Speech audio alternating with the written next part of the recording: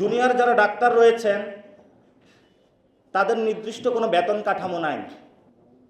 আপনি ঢাকা মেডিকেলে, চট্টগ্রাম মেডিকেলে, রাজশাহী মেডিকেলে যাইলে দেখবেন একজন ডাক্তার যে সারা রাত সার্ভিস দিয়ে থাকে, সারা দিন সার্ভিস দিয়ে থাকে, তার একটা ঘুমানোর জায়গা নাই, একটা ভালো ওয়াশরুম নাই,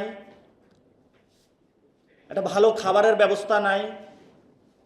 তাহলে উনি চিকিৎসাটা দিবে কিভাবে? এটা তো গেল ডাক্তার শ্রেণীর এই দুরবস্থা।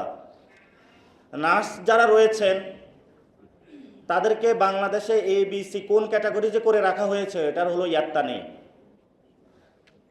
নার্সরা আন্দোলন করেছিল বেতন কাঠামোর জন্য, অথচ বিভিন্ন দেশে বাংলাদেশ থেকে নাকি নার্স পাঠিয়ে থাকে। কিউবা রাষ্ট্র তাদের স্বাস্থ্য ব্যবস্থার এত উন্নয়ন ঘটিয়েছে, আমরা সেই মডেলগুলো কেন অনুসরণ করতে পারি না? একজন বেসরকারি চাকরিজীবী অথবা সরকারি চাকরিজীবী সকাল থেকে সন্ধ্যা পর্যন্ত তার জীবনের 50টি বছর ব্যয় করার পরে যে সামান্য টাকা জমিয়ে থাকেন, কোনো একটা প্রাইভেট হসপিটালে ভর্তি হওয়ার পরে একদিনেই তার টাকাটা চলে যায়। আমরা সরকারকে আহ্বান জানাবো যে বাংলাদেশের মানুষের এই সময় একটি স্বাস্থ্য প্ল্যান আপনারা মানুষকে দিন।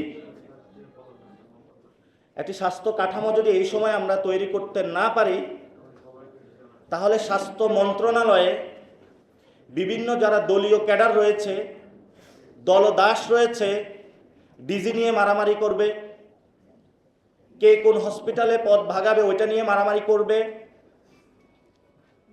এই মারামারি যদি চলমান থাকে তাহলে বাংলাদেশের অধিকাংশ মানুষ স্বাস্থ্য খাতের অব্যবস্থাপনায় বড় একটা অংশ মারা যাবে।